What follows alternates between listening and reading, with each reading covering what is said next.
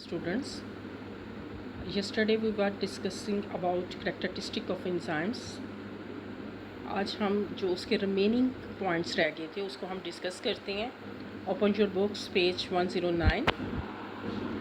Some enzymes do not need any additional component to work. However, other enzymes require non-protein molecules or ions called cofactors. कह रहे हैं कुछ enzymes जो हैं उनको एडिशनल कंपोनेंट की उनको साथ ही अपने किसी और मालिक्यूल की ज़रूरत नहीं होती काम करने के लिए.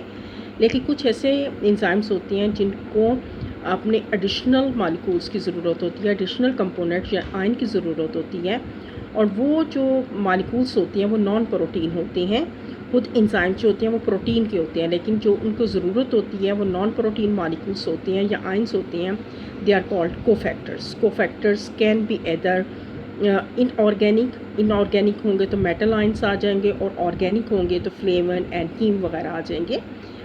अब ये है कि कोफैक्टर्स की डिफाइंड कोफैक्टर्स तो आपने बताना है. Some enzymes required non protein molecules और ions called cofactor.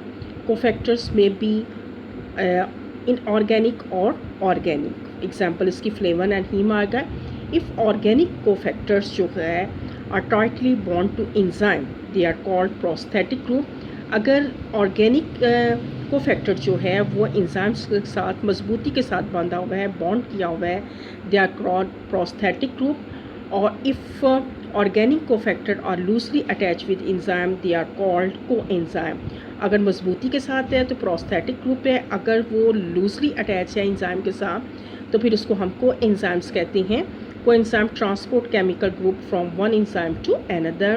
Some important vitamins, for example riboflavin, thiamine and folic acid are coenzymes. ठीक है, कह रहे कि coenzyme जो हैं वो क्या होते हैं. coenzyme जो हैं वो अगर ऑर्गेनिक जो हैं ऑर्गेनिक जो है ऑर्गेनिक कोफैक्टर जो है अगर लूजली अटैच है एंजाइम के साथ तो उसको कोएंजाइम कहेंगे. और कोएंजाइम की एग्जांपल जो है वो विटामिन्स हैं, और विटामिन्स के अक्सर riboflavin, thiamine and folic acid है.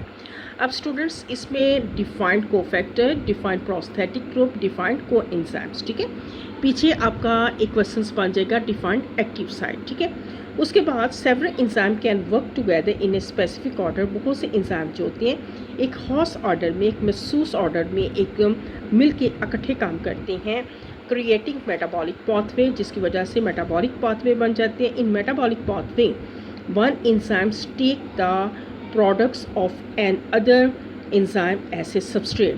कहते हैं इस मेटाबॉलिक पाथवे में एक एंजाइम जो होता है दूसरे एंजाइम के जो प्रोडक्ट्स होते हैं, ठीक है, कि एंजाइम जो है जब वो सबस्ट्रेट के साथ अमल करता है तो उसको क्या चेंज कर देता है प्रोडक्ट्स में.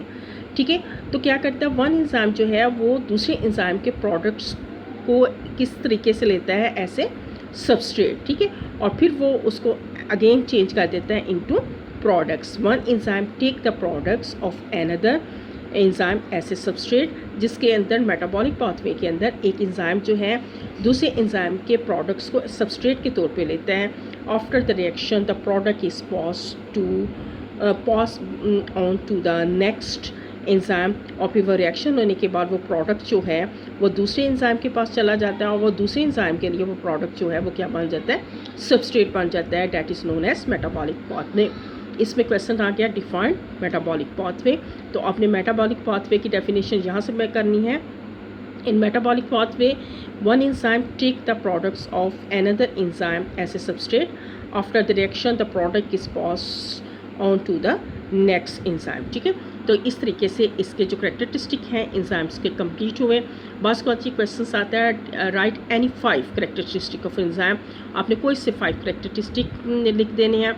शॉर्ट क्वेश्चंस एक्टिव साइट आ गया, कोफैक्टर, प्रोस्थेटिक ग्रुप, को एंजाइम्स आ गया एंड मेटाबॉलिक पाथवे. अब ये है कि स्टूडेंट्स इसमें जो क्वेश्चंस आपके बन जाएंगे defined active site, defined cofactor, defined prosthetic groups, defined को एंजाइम्स, गिव एग्जांपल्स. ठीक है, एग्जांपल के अंदर वो राइबोफ्लेविन, थायमाइन और फोलिक एसिड आ जाएगा. Defined metabolic pathway.